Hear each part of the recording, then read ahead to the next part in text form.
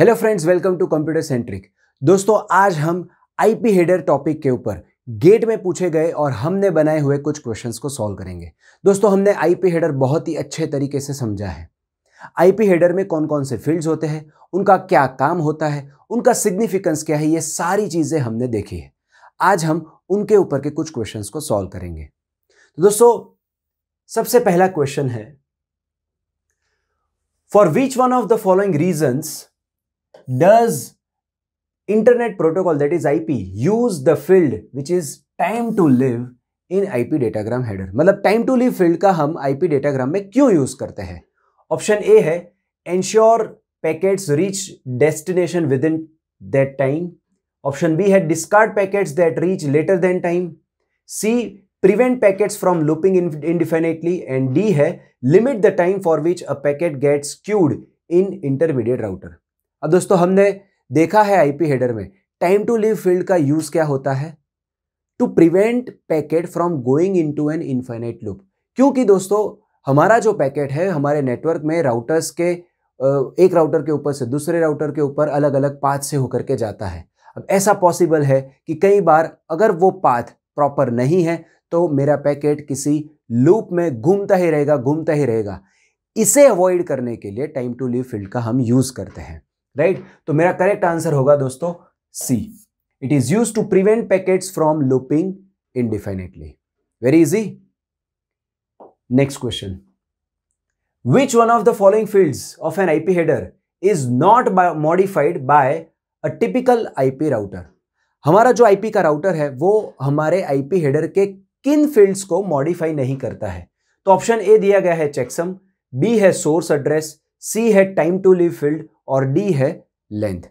अब दोस्तों, हमने देखा है कि जब कभी भी किसी राउटर के पास कोई आईपी पैकेट आता है, राइट, तो राउटर क्या करता है, उस पैकेट के टीटीएल फील्ड की वैल्यू एक डिक्रीमेंट करता है। तो टीटीएल फील्ड की वैल्यू तो वो चेंज करता है, इतना क्लियर है। अब दोस्तों, चूंकि टीटीएल फील्ड की वैल्यू चेंज हुई है, चेकसम को भी फिर से कैलकुलेट करना पड़ेगा। क्योंकि चेकसम कैसे कैलकुलेट होता है, हमारे आईपी हेडर के जो फील्ड्स होते हैं इंक्लूडिंग डेटाग्राम, उनको डिवाइड किया जाता है, 16 बिट के ग्रुप में डिवाइड किया जाता है और फिर उनका चेकसम निकाला जाता है। अब चूंकि यहां पर टीटीएल फील्ड की वैल्यू चेंज हो गई है तो मेरा चेकसम भी मुझे चेंज करना पड़ेगा। तो राउटर टीटीएल फील्ड तो चेंज करता ही है, साथ साथ में चेकसम भी चेंज करता है।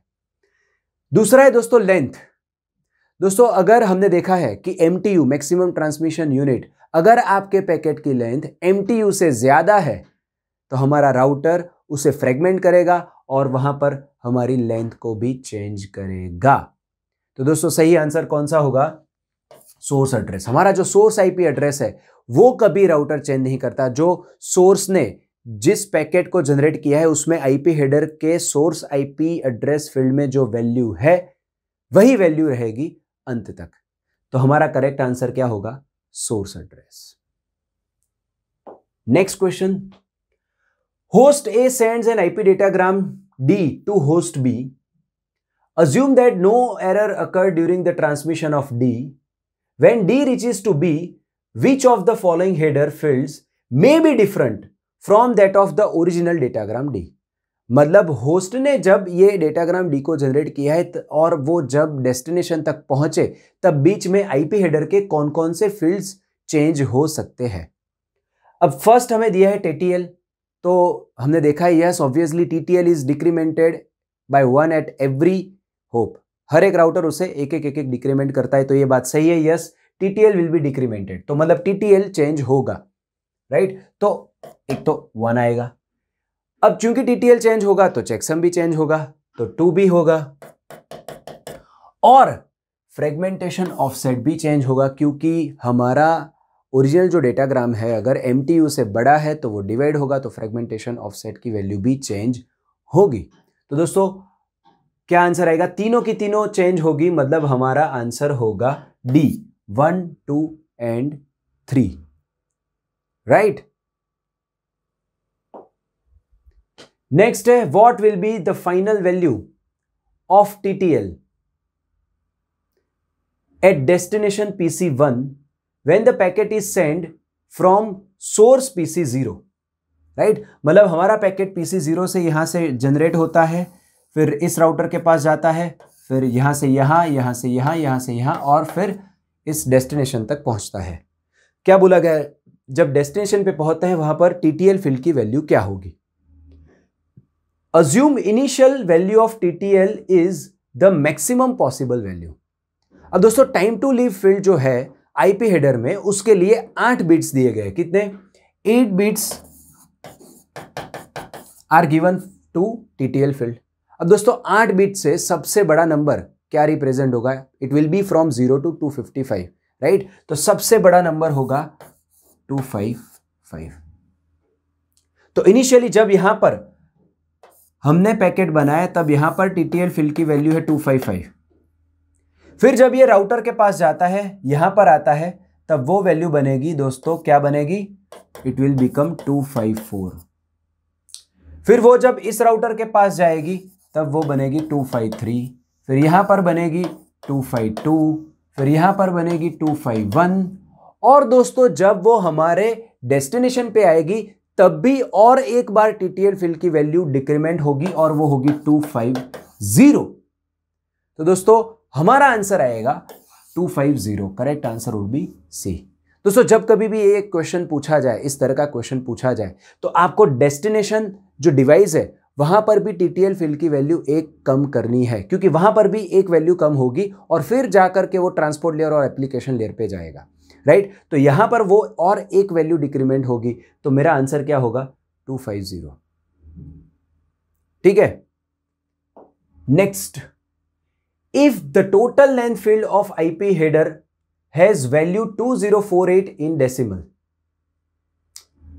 and first 8 bits of IP header are 01001010, then determine the data received from upper layer।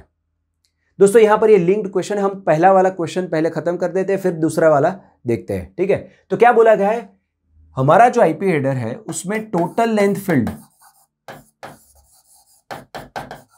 इस टोटल लेंथ फील्ड की वैल्यू क्या है? 2048 इन डेसिमल। अब दोस्तों ये टोटल लेंथ फील्ड क्या बताता है हमें? It defines how many bytes are there in the IP datagram. मतलब ये जो मेरा पूरा हेडर बनता है, ये मेरा IP का पेलोड, पेलोड मतलब ऊपर के लेयर से जो चीज नीचे आती है हमारे लेयर पे, उसे हम बोलते हैं पेलोड। और यहां पर ये जो IP का हेडर होता है, इन दोनों को मिलाकर ये लेंथ है 2048। इसका मीनिंग है कि यहां पर टोटल 2048 बाइट्स है। और क्या बताया गया? The first 8 bits of the IP header are 0100 0100 1010। ठीक है। अब दोस्तों हमें पता है कि हमारे IP हेडर के पहले 8 बिट क्या रिप्रेजेंट करते हैं? पहले 4 बिट रिप्रेजेंट करते हैं वर्जन, तो ये वर्जन रिप्रेजेंट करता है, और इसकी वैल्यू क्या है दोस्तों? 0100 मतलब 4, मतलब ये IP वर्जन 4 का हेडर है। बाकी के 4 बिट दोस्तों क्या रिप्रेजेंट करते हैं? बाकी के 4 बिट रिप्रेजेंट करते हैं IHL। वो क्या होता है? IP header length. This IHL field defines length of IP header in 4 byte words. It says that how many 4 byte words are there in IP header. हमने इसे बहुत ही अच्छे तरीके से IP हेडर के वीडियो में समझा है। ठीक है। तो ये वैल्यू क्या है दोस्तों? 1010 1010 मतलब 10। तो इसका मीनिंग क्या हुआ?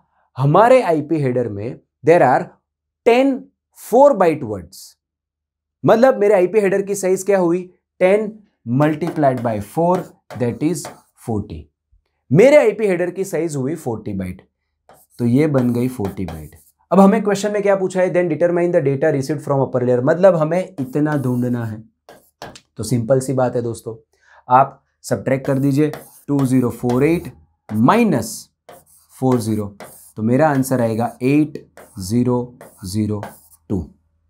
सो my answer would be 2008 bytes will be received from the upper layer और has been received from the upper layer, right?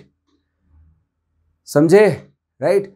Next question, if the header size of the transport layer is 20 bytes, then blank will be the size of the data generated by application layer। अब हमें क्या पूछा गया है कि हमें बोला गया है कि ट्रांसपोर्ट लेयर की साइज, ट्रांसपोर्ट लेयर का जो हेडर होता है उसकी साइज अगर 20 बाइट है तो एप्लीकेशन लेयर ने कितने बाइट का डेटा जनरेट किया होगा।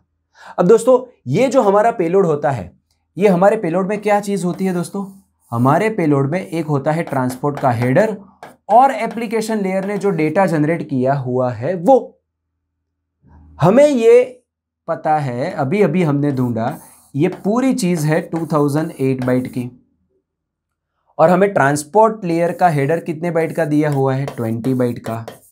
तो मेरा डेटा कितने बाइट का होगा, बहुत ही सिंपल चीज है दोस्तों, 2008 में से आप 20 सब्ट्रैक्ट कर दीजिए, उतने बाइट होंगे हमारे डेटा में, मतलब उतने बाइट का डेटा हमारे एप्लीकेशन लेयर ने जनरेट किया होगा, राइट। तो ये कितना आएगा दोस्तों, 1988, ठीक है। So that should be my answer, so my correct answer would B 1988 bytes, right? 8, then this will go 10, 9 and then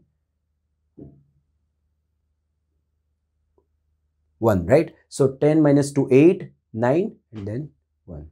So 1988 will be my answer. इतने अमाउंट का, इतने बाइट का डेटा हमारे एप्लीकेशन लेयर ने जनरेट किया होगा, ठीक है। Next question, which of the fields will be copied into all fragments from the original packet when the packet is fragmented। मतलब यहां पर दिए गए हैं 1, 2, 3 और 4, इन 4 में से कौन कौन से फील्ड्स जब हमारा पैकेट फ्रेगमेंट होता है तो कॉपी होगा, राइट। हमने फ्रेगमेंटेशन भी दोस्तों आईपी हेडर के सेक्शन में बहुत ही अच्छे तरीके से पढ़ा है, राइट। तो हमें इसका आंसर आना चाहिए। देखते हैं क्या है। पहला है आइडेंटिफिकेशन फील्ड। दोस्तों ऑफ कोर्स जब हमारा पैकेट, ओरिजिनल पैकेट छोटे छोटे फ्रेगमेंट्स में डिवाइड होता है, ठीक है, तो आइडेंटिफिकेशन फील्ड की वैल्यू भी कॉपी होती है, राइट। दूसरा है चेकसम। अब दोस्तों यहां पर जो मेरा तो एक ये तो कॉपी होगा ही, चलिए। दूसरा है चेकसम। अब यहां पर दोस्तों ये जो मेरा पैकेट था उसका चेकसम मैंने इस पैकेट के लिए, ये पूरी चीज के लिए कैलकुलेट किया हुआ है। अब जब मैं इसे अलग अलग छोटे छोटे फ्रेगमेंट्स में डिवाइड करता हूं तो मुझे फिर से इसका चेकसम कैलकुलेट करना पड़ेगा सेपरेटली, इसका कैलकुलेट करना पड़ेगा सेपरेटली, इसका भी चेकसम फिर से कैलकुलेट करना पड़ेगा। तो दोस्तों ये चेकसम ओरिजिनल पैकेट से फ्रेगमेंट में कॉपी नहीं होगा, राइट। तो यहां पर ये कॉपी नहीं होगा। चलिए सोर्स आईपी एड्रेस। दोस्तों ओरिजिनल पैकेट में जो सोर्स आईपी एड्रेस है, क्या उसके फ्रेगमेंट्स बनेंगे तो सोर्स आईपी एड्रेस चेंज होगा? नहीं। मतलब ये source IP address original packet से सारे फ्रेगमेंट में कॉपी होगा, राइट। तो ये कॉपी होने वाला है। नेक्स्ट है दोस्तों फ्रेगमेंटेशन ऑफसेट। अब दोस्तों ओरिजिनल पैकेट का जो फ्रेगमेंटेशन ऑफसेट है वो क्या इन सारे फ्रेगमेंट में कॉपी होगा? नहीं होगा, क्योंकि अब चूंकि यहां पर फ्रेगमेंट्स बने हैं तो यहां पर इसकी वैल्यू 0 होगी, यहां पर 0 होगी, लेकिन यहां पर फ्रेगमेंटेशन ऑफसेट की वैल्यू कुछ और होगी, यहां पर फ्रेगमेंटेशन ऑफसेट की वैल्यू कुछ और होगी। तो फ्रेगमेंटेशन ऑफसेट कॉपी नहीं होगा। तो दोस्तों इन 4 में से कौन से 2 फील्ड्स कॉपी होंगे?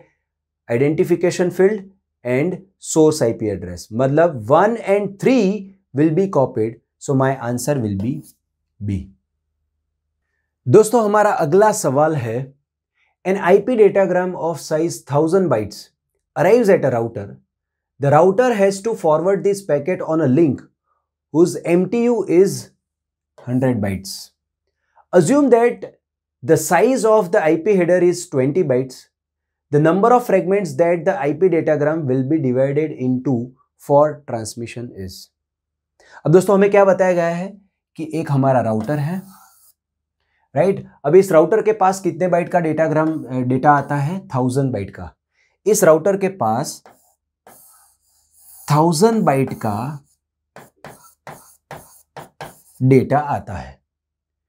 नाउ अब क्या बोला है, हमारी जो MTU है दोस्तों, हमारी मैक्सिमम ट्रांसमिशन यूनिट, वो कितनी है? 100 बाइट।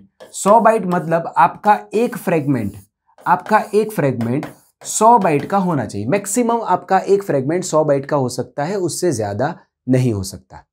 ठीक है। Now what is the question? Assume that the size of IP header is 20 bytes. The number of fragments that the IP datagram will be divided into. तो कितने फ्रेगमेंट्स बनेंगे? अब दोस्तों ये जो मेरा डेटाग्राम है, इस डेटाग्राम में दो चीजें होगी। एक तो हमारे आईपी का हेडर होगा और दूसरा क्या होगा? पेलोड। दोस्तों पेलोड क्या होता है? ऊपर के लेयर से जो चीज हमारे लेयर पे आती है, इस लेयर पे आती है, तो इस लेयर पे हम उसे पेलोड बोलते हैं, राइट। तो यहां पर हमारे डेटाग्राम में ये दो चीजें होंगी, आईपी का हेडर होगा और पेलोड होगा। अब आईपी हेडर की साइज कितनी है? 20 बाइट्स। अगर इसकी साइज 20 बाइट्स है तो हमारे पेलोड की साइज कितनी होगी? 980 बाइट्स। ये मेरा फ्रेगमेंट है, मैक्सिमम साइज इसकी 100 बाइट है। यहां पर भी मेरा आईपी हेडर जाएगा, राइट। तो यहां पर मेरा आईपी हेडर जाएगा और मेरे डेटाग्राम का मतलब मेरे पेलोड का डेटा यहां पर कॉपी होगा, राइट। तो मैं इसे बोलता हूं पेलोड डेटा,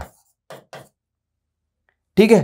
तो मैक्सिमम, अब अच्छा हमारे आईपी हेडर की साइज है 20 बाइट, तो मैक्सिमम यहां पर कितने बाइट जाएंगे? 80 बाइट्स। तो अल्टीमेटली दोस्तों हमारा जो आईपी हेडर है वो सारे फ्रेगमेंट में कॉपी होने वाला है।